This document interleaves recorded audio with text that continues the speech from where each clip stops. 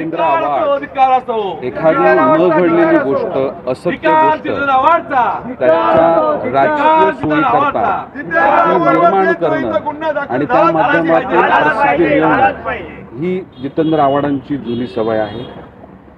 Bharat Ratna doctor Babasaheb Ambedkar यांचा photo असलेला एक पोस्टर तो फाडला गेला आणि फाडल्यानंतर तो फेकला गेला.